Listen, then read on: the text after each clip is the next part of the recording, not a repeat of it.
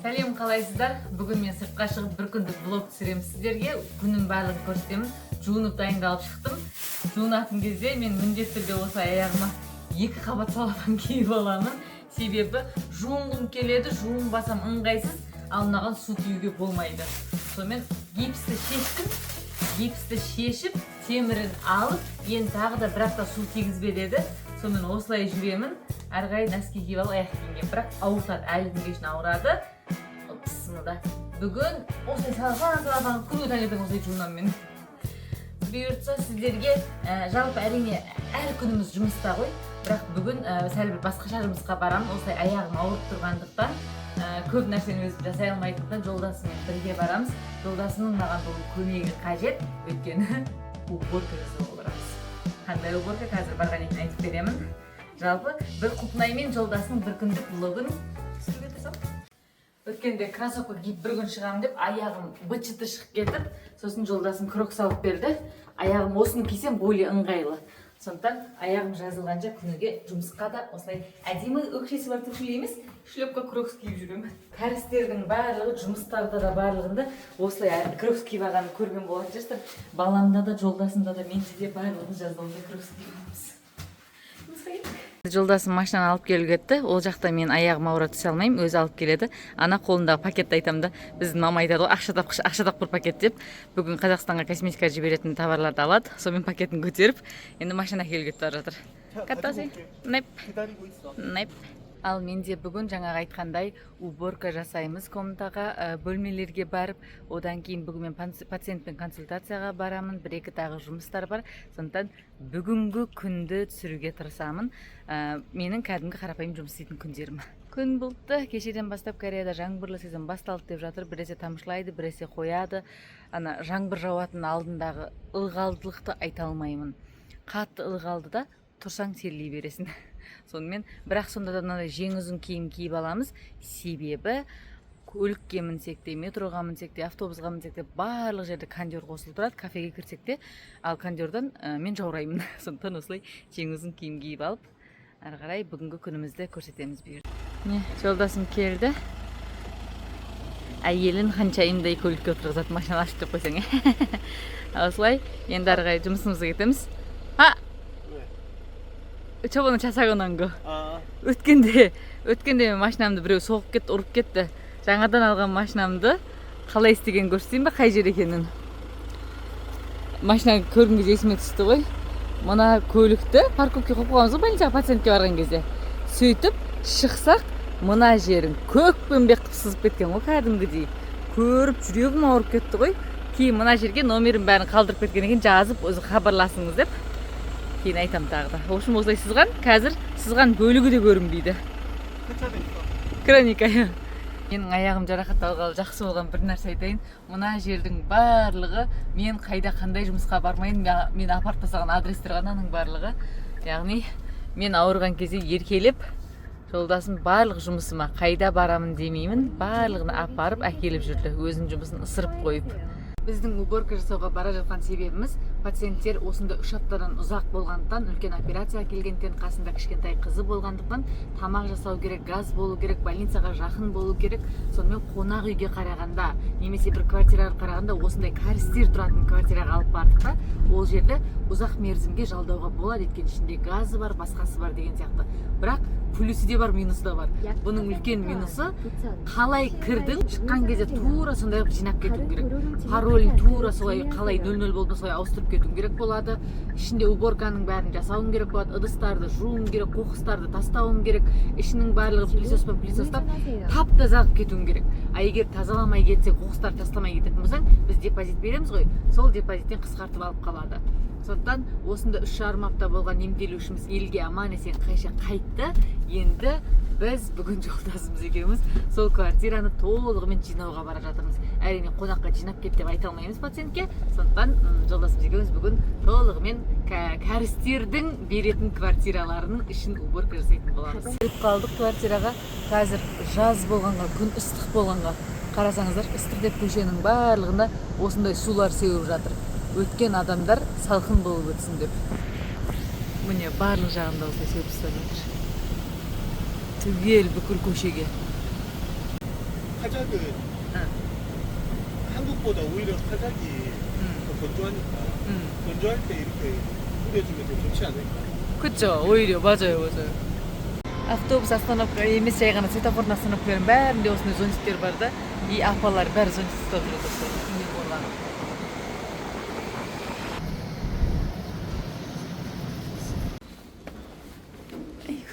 Келдік. Ана, дорамалардан көретін квартира сияқты емес па? Бүйтіп есіктен қарасаңыздар.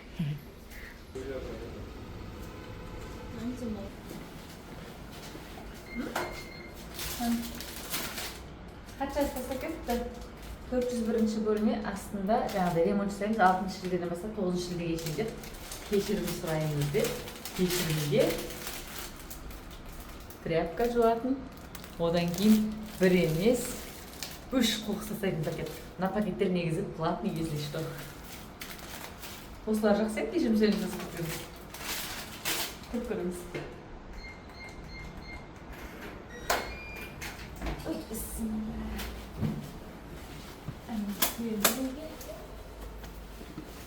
О, Сингапурда бекітілді, маңы кетті.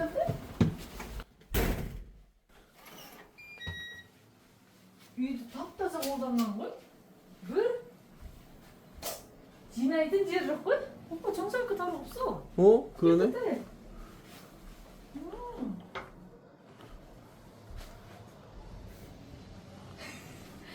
жинамасақ та қонақтар, емделуші пациенттер тап-таза арттарын жинап кетті ғой.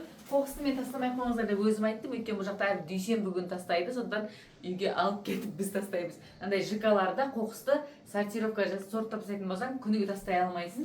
Әр дүйсенбі күн тастайсың. Сондықтан мен емделушілерге тастамай қойыңыздар, өзім қоқыс тастаймын деп айттым. Бұларды енді біз тастаймыз. Бәрі сортировка жасау керек. Барлығын тап-таза қолданыпты ғой. Жинайтын еш нәрсе жоқ. Енді әрине бір жиып бір тазалап кетеміз. бірақ сонда да таза қолданыпты. 그래도 쓰레기 봉지 큰 거 사가지고 저거 75리터 사서 한 번에 다 넣어서 버려야 되지 않을까? 그게 가장 깔끔하긴 해. 색깔 먹어가지고. 또 화장실 휴지도 있고, 그치? 화장실 휴지. 그리고 이불 이거 우리 거 다 챙겨가야 되고. 이것도 우리 이불. 나오자도 좀 볼게. 그것들만 나왔거든. 아, мынаны өткенде емделуші операциядан кейін жатты ғой, қолында екеуінде ине бар да, сол кезде жатқан кезде телефон көріп жатып, мен үйдегі нақап бердім. Осылай көріп жатады телефон. Үйде мен демалыс кездері осын қосып қоямын да, истеп көріп драма көріп ұйықтаймын. Жолдасым әперген аны бүйтіп қолыңды ауыртпа деп, сосын істіп көремін. Холодильник тоңазытқыштың ішінде көріп тастайық. Ішінің барлығында біз келген кезде еш нәрсе болмаған. Сонда еш нәрсе жоқ болып жинап кетуіміз керек. Емделуші тамақ жасап жегендіктен майлары, соустары барлығы бар екен. Оның барлығын алатындарынан тастаймыз. Холодильник нәрсе жоқ екен. Енді жолдасыма присостатамыз, жинатамыз, ал мен әжетхананы жинап шығамын. 난 가서 저거 사올게. 쓰레기 봉투 큰 거 사올게. 오케이. 사오세요. 갔다 오세요. 갔다 와요. 비밀번호 바꿔야 돼. 응. 아, 얘 다시 пароль ауыстыру керек. 제가 пароль қалай бар, солай ауыстырып кетіңдер деді.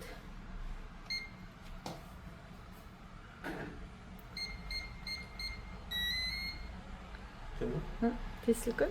닫아봐요. 혼자는 못하겠는데. 그래서 пароль ауыстырмақ көреміз. 오, 이 바뀌었네. 영영영영. 다녀오세요. жолдасым келді. 어이, 왔쇼. 큰 거 없어요? 아니 이걸로 하면 될 것 같아. 큰 거 사주고 있어요. 한 번에 넣고. 두 장에다가 너무 큰 거 사면 또 많이 남은. 두 장에 1,200원. 1200원.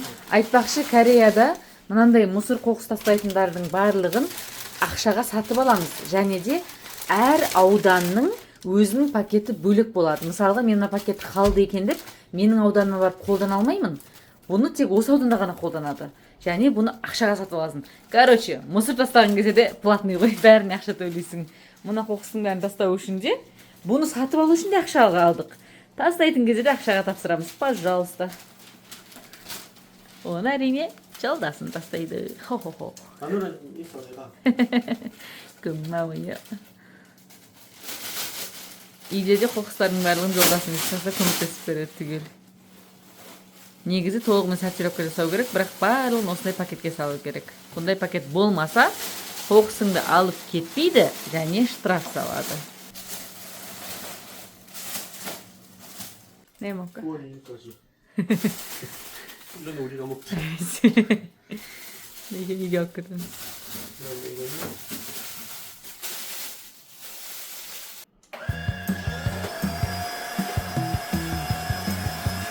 머리카락 같은 거지.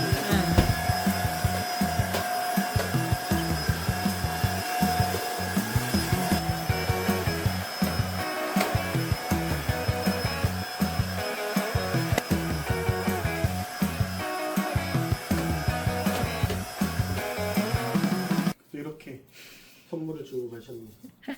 집에 가서 잘 그러게. 먹도록 할게. 네.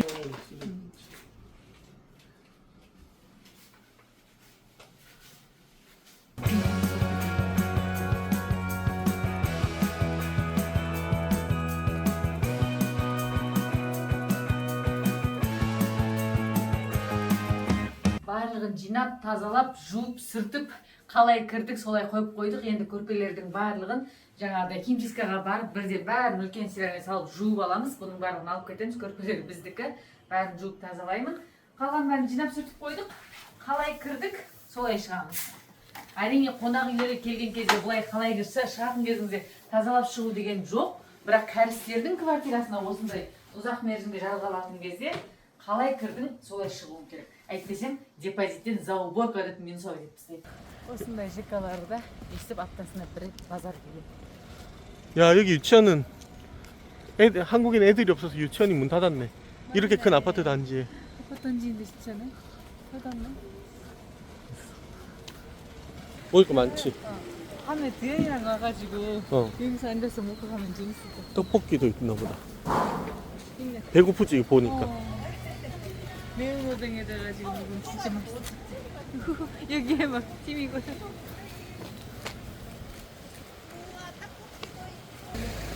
너무 배고파. 그릴 만트 деген 게 жатыр, гриль деген 게 жатыр, тамақ деген 게 жатыр. қазір кез келген тамақ қарны қақпатады. 뭐 먹고 싶은데. 근데 지금 먹을 거 없어. 가보자. 지금 다 먹고 싶어. 일단 이 메뉴가 이렇게 많은데. 가져나 막걸리. 야, 이거 돼지고기다. 진짜네. 물에도 있고.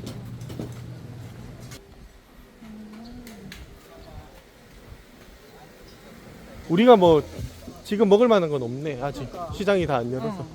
일단은 밥 먹으러 다른 데 가자 그럼.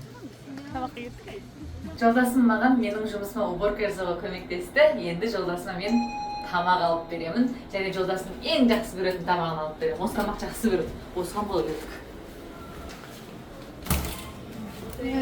안녕하세요. 저쪽에 있어. 오빠야 앞치마. 이거 필요 없어요. 볶음 먹을 왜 벗어요? 먹긴 되지. 창피해. 네.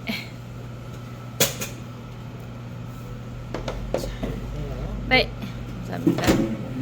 오, 이거 내가 좋아하는 것이지.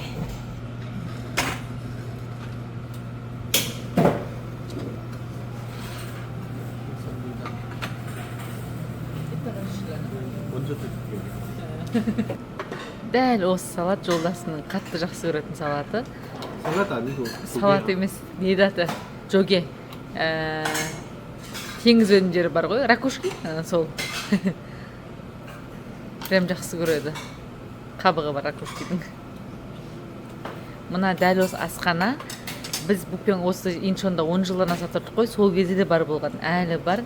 есімізге түссе анда-санда келіп тұрамыз. менің осы асханадағы ең жақсы көретін любимый салатым осы торимок. мен салатты қатты жақсы көремін. осы салат болды, маған басқа ешнәрсе керек емес. жолдасым огурцы жемейді, сондықтан мына салаттың барлығын бір өзім жеймін.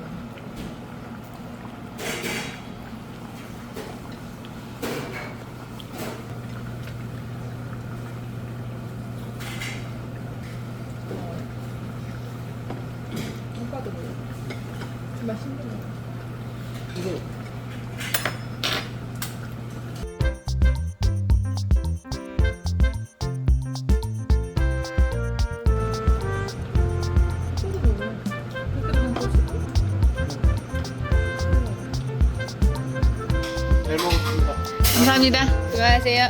수고하세요.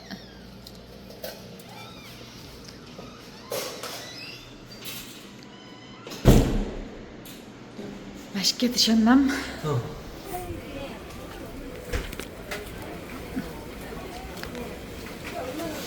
다시 꺼낼게요.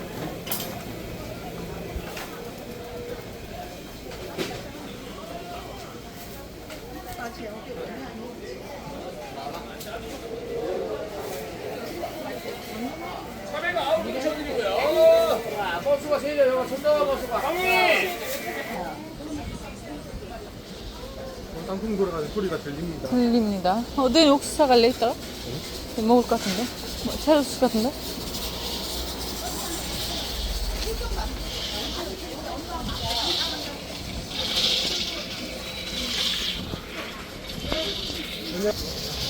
감사합니다.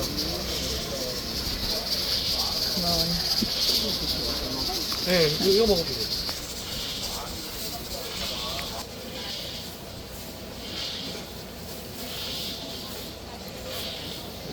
감사합니다. 오빠 돈.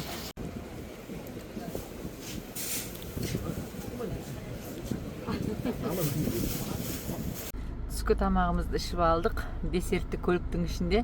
Ана десертті не үшін алып десеңіздерші? Парковкаге ақша төлейсің да, ал десертті алсаң тегін. Яғни 1 сағат 2 сағатқа тегін қойып береді. Сонымен десерт алып, жолдасым ары қарай мені қонақ үйге тастап кетеді. Мен пациентпен кездесемін. Консультация бар, кездесеміз, әңгіме айтамыз пациентпен. Өткенде көзіне операция жасаған пациент бар, сол қызбен кездесемін. Ал жолдасым ары қарай қымауы. Жолдасым ары қарай Қазақстанға товар алуға кетеді. Товар алып поштамен жібереді. Мен пациентке кетемін. Өстіп екеуміз ары қарай екі жұмысқа кетеміз. 검색하고 있습니다. 오빠 고마워요. 이거 잠깐 채워주시고. 잘 하고 오세요. 잘 다녀와. 아 고마워요. 이따 봐요. 땡큐. 잘 갔다 와. 할게요. 이따 봐요. 물건 보내놓을게. 아 고마워요. жолдасым кетті. Заттарды Қазақстанға зат жіберуге, товар жіберуге кетеді. Косметика. Ал мен пациентпен кездесуге кетемін.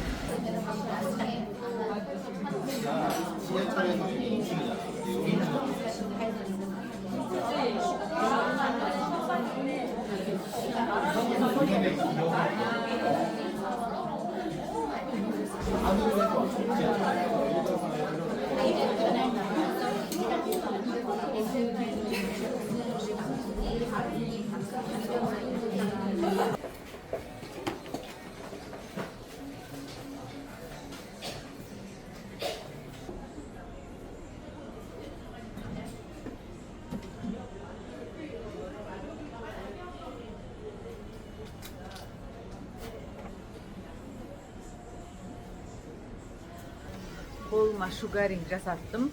Мына қолымды білегімнен шынтағыма дейін ғана жасату 40 000 вон. 40 000 вон, где-то бір 15 000 теңге ма сондай тұрады екен. Сөйтіп енді мынау саусақтарым бар ғой, саусақтарым жанындағыларды жүндер жаласласпай ұлғаншадан десем 3,5 мың теңге дейді ғой. Ал егер мынау саусағың жұдырығы мен білектердің бәрін жасайтын болсаң, онда 6,5 мың теңге дейді. Сонымен саусақтарымды жасатқан жоқпын ешқайсысын.